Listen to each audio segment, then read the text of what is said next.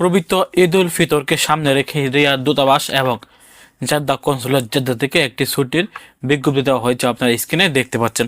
এখানে বলা আছে, সৌদি আরবে বসবাসরত সম্মানিত প্রবাসী বাংলাদেশি গণের সদয় অবগতির জন্য জানানো যাচ্ছে যে পবিত্র শবে কদর এবং পবিত্র ঈদ উল ফিতর উদযাপন উপলক্ষে রিয়াদস্থ বাংলাদেশ দূতাবাস এবং জেদ্দা কনসুলেট জেদ্দা আগামী 17 মার্চ থেকে 22 মার্চ পর্যন্ত বন্ধ থাকবে। রিয়াদস্থ বাংলাদেশ দূতাবাস আগামী 17 থেকে 22 মার্চ পর্যন্ত বন্ধ থাকবে চাঁদ দেখা সাপেক্ষে।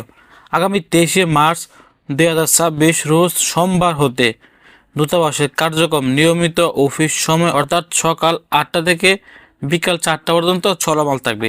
প্রিয় সৌদি প্রবাসীরা, পবিত্র ঈদ উল ফিতর উপলক্ষে এবং শবে কদর উপলক্ষে সৌদি আরবে থাকা বাংলাদেশ এম্বাসি এবং জেদ্দা কনসুলেট জেদ্দা তারা কিন্তু 17 তারিখ থেকে 22 মার্চ পর্যন্ত তাদের অফিস বন্ধ ঘোষণা করেছেন। অর্থাৎ যে সকল সৌদি প্রবাসীরা আপনারা বিভিন্ন কাজের জন্য দূতাবাসে গিয়ে থাকেন, আপনারা এই মার্চ মাসে 17 তারিখ থেকে মার্চের 22 তারিখ পর্যন্ত দূতাবাসে বিভিন্ন কাজের জন্য যাবেন না। অর্থাৎ 22 তারিখের পর 23 মার্চ থেকে আপনারা আবারও দূতাবাসে গিয়ে আপনাদের সমস্ত কাজ কিন্তু আপনারা করতে পারবেন এবং ঈদের পর কিন্তু আবার আগের নিয়মে কিন্তু রিয়াদ দূতাবাস খোলা থাকবে সকাল 8টা থেকে বিকাল 4টা পর্যন্ত। ভিডিওটি শেয়ার করে সবাইকে জানিয়ে দেওয়ার চেষ্টা করবেন যে কোনো সৌদি প্রবাসী যেন বন্ধের মধ্যে দূতাবাসে গিয়ে তারা যেন ঘুরে না আসে।